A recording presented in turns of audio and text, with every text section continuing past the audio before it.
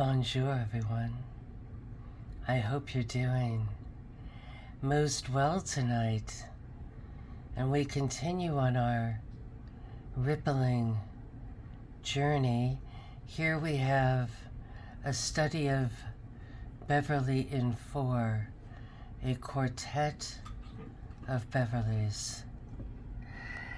But before we start, I wanted to just look into under rippling how social entrepreneurs, and this is supposed to be the book on social entrepreneurs, and it's such a beloved buzzword, that word social. We have social engineering, we have social studies, which replaced history.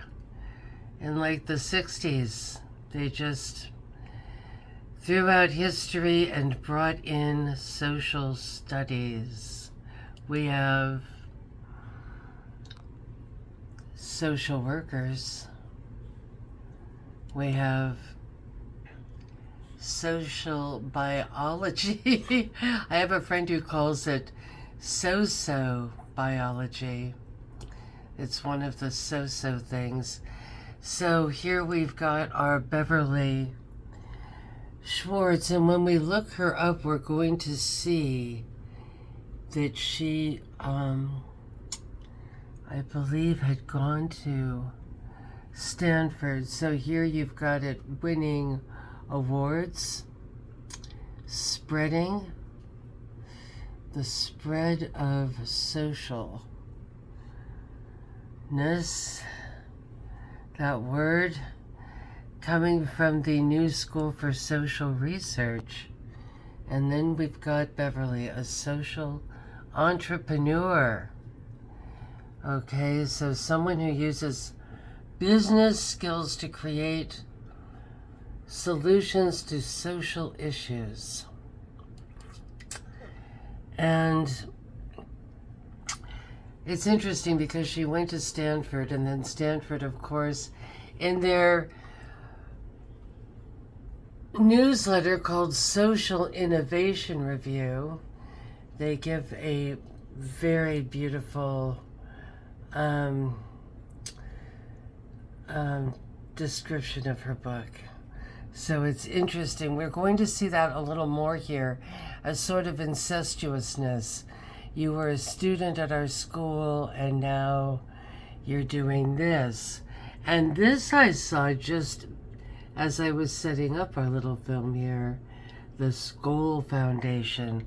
And that was originally what I was kind of going on to next. But we've got more with Beverly. But anyway, here is the Skoll Foundation. And it has the, I wanted to show who had kind of like, here it is, the awardees, the Skoll, the community, there's another word they love, right? Skoll awardees. And the Skoll awardees are, and you've got the different non-profs here, mainly for what they might call developing nations. And there's just a lot going into all of their, what shall we say, logos. Look at all these logos, and you wonder, so these are all non-profs, and they might be doing amazing things. They might be serious. That's one that I know somehow. I've got to look deeper into that. That one I feel like. And my favorite one, I'll show you my favorite one. It's coming up. Well, I mean, there's just so many. This thing goes on and on and on and on. And you wonder, like, are these all little scammy things. It seems like the more I actually look into these things, sadly, that's what we find in the land of nonprofits. Really rare. I can only think of like one actually that was like, actually, just like a couple. So, and then these are all kind of in other countries. Who's even going to see or know? But I'm sure that we're all paying for this. I'm sure that they're all getting, they're all getting our U.S. tax dollars for all of these things. What is NDN Collective?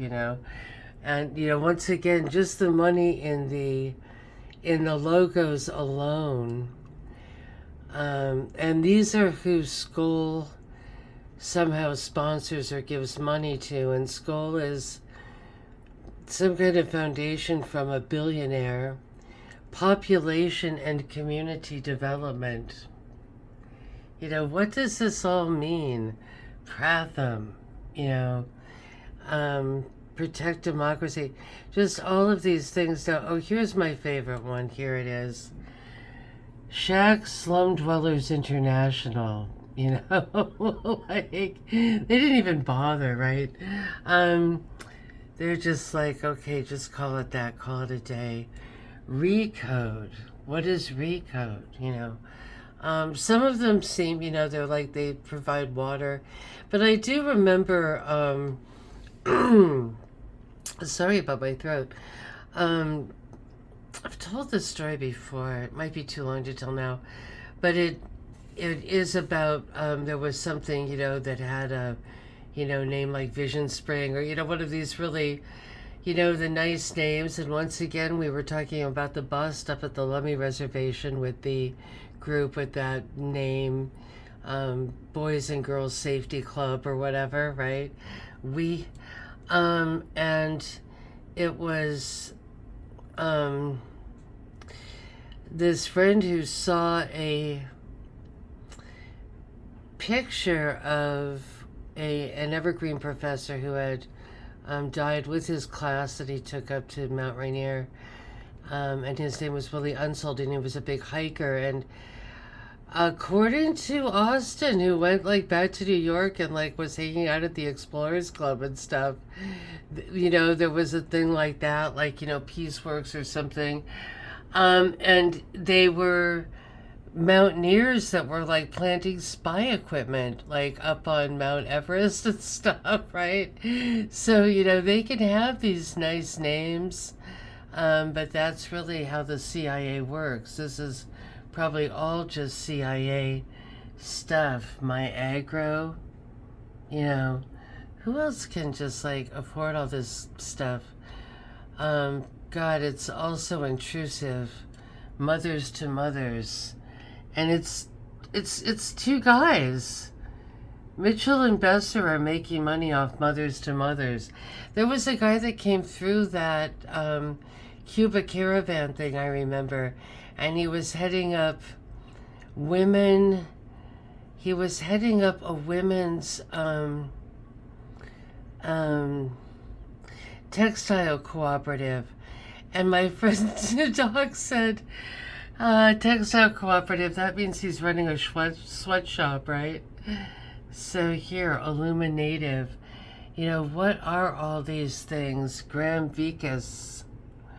And it's like they kind of hypnotize us with their logos. It's Institute of Public and Environmental Affairs, therefore it's good, right? One World Health, Pakistan, developmental studies. What do any of these things mean? So, again, here I went back to our little movie here, and that's originally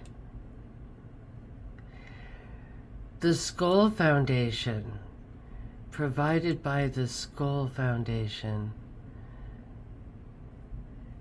And here they've got this kind of hypnotic, the Skoll Foundation. Skull and Bones Society, huh?